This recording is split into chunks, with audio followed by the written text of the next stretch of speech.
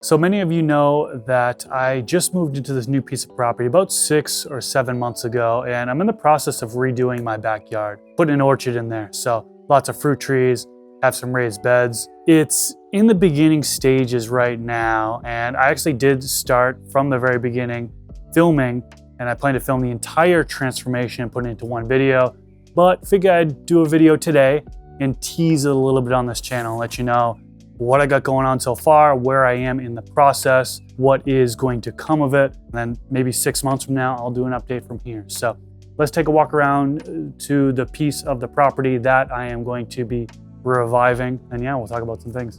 So starting over here, let me put on my sunglasses, protect my eyes. I had somebody call that out.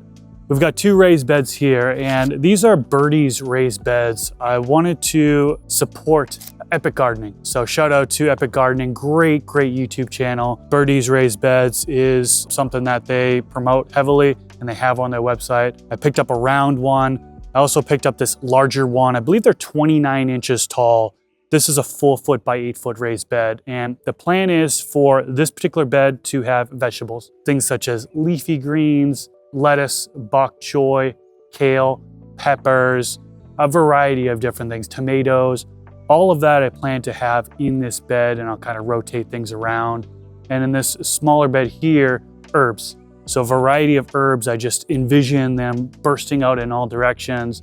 So that way when I come out of my house, I'm able to pick off the herbs and then go cook with them. So really happy with this. I'm in the process of getting things filled up here. I started putting some brush in here. I am going to do what's called hugelkultur, which is filling up the bottom part of the bed with wood, ideally dead wood. And then the top part, the top foot and a half to be actually soil. So I will get locally sourced soil for the top part. Bottom part, I started filling up a little bit. I've got a lot more work to do. I'm thinking about actually getting a wood chipper. So probably invest in a wood chipper. They're pretty cheap, I found out. You know, you can get a decent, let's say a cheapy wood chipper for under 200 bucks. So I'm thinking about getting a wood chipper, chipping this up, potentially having that instead of having this brush in here. I have a Palo Vera tree, beautiful tree, love this tree. Unfortunately, this one's gonna get taken out.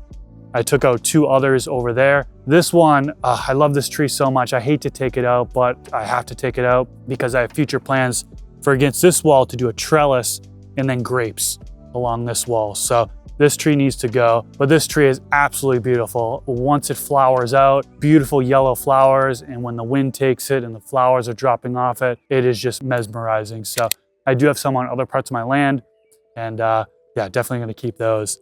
But this one's gonna come out stump grind, so we need to grind down the stump here. We've got 2 more over here that I need to grind down the stump. And I'm gonna have a variety of fruit trees placed in this area here. So I've got a couple different varieties of apples. We've got limes. I've got a fig tree, a pomegranate tree. Let's see what else I am not remembering. Oh, grapefruit. So variety of citruses. Haven't fully hammered down exactly what fruit trees I am going to plant, but I'll be deciding soon, and I'll be having them in this area, but definitely need to grind down these stumps here. Irrigation, you can kind of see it's exposed here. I'll talk about irrigation in a minute. First, I do want to talk about these 2 trees over here, which are jujube trees. I've kind of mentioned that on my Instagram in the past and also on live streams. Shout out to the From the Stash live stream. Every other Thursday we are streaming, and I showed off these jujubes in the past. And right now it's fall, about to go into winter, and the leaves are falling off and it's going dormant. This is a good time to actually prune the jujube tree. So I'm in the process of pruning this tree and this tree. It did actually produce quite a bit of jujubes. The thing is, birds love it. So the birds just absolutely annihilated it. My cat loves to watch the birds on this tree from that window there. So I'm gonna keep them around, even though I'm not really a huge fan of jujubes, but yeah, once I do get a harvest, I'll just share them amongst people, and hopefully other people will like them, even though I don't really like them that much. Let's go over the irrigation in detail, and I'll show you one of the citrus trees I have right now. So this is where the irrigation starts here, and right now it's just one zone. I'm in the process of having somebody come out here and changing it to be 2 zones, because I'm gonna have trees back here, and I showed you the beds I have back here too, that I'm gonna be filling up and growing vegetables in. They need to be on 2 different watering because they require different amounts of water. So I'm gonna show you exactly what I have, where this one line runs so far, and then you'll see how it goes. So the line actually runs this way. It's PVC piping all the way over to here. And it's funny because you can see this PVC piping. I don't know why they did this, but they cut the PVC here and ran the line. There's now 1/2-inch tubing going this way. This they just left in the ground. So I need to, I'm in the process of taking that out. I have no idea why they would just leave that in the ground there. But there's a 1/2-inch tubing going along this way. It was going to the trees, of course. Cool thing is one of the roots actually popped it up above ground. So I had to cut through one of the roots and I'll be burying this line again. But it goes along this way. It was going to the trees, but now that I took out these trees, no longer have to go to the trees. It takes a 90-degree turn and then it'll go, I'm eventually gonna have it come up into the beds.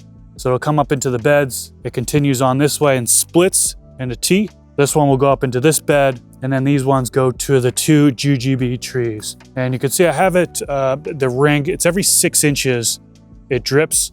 And I do have a valve here so I can turn it off. So in the meantime, until I switch it over to a couple different zones, I can just turn it off these during the week, water my beds, and then turn them back on so water can get to the trees.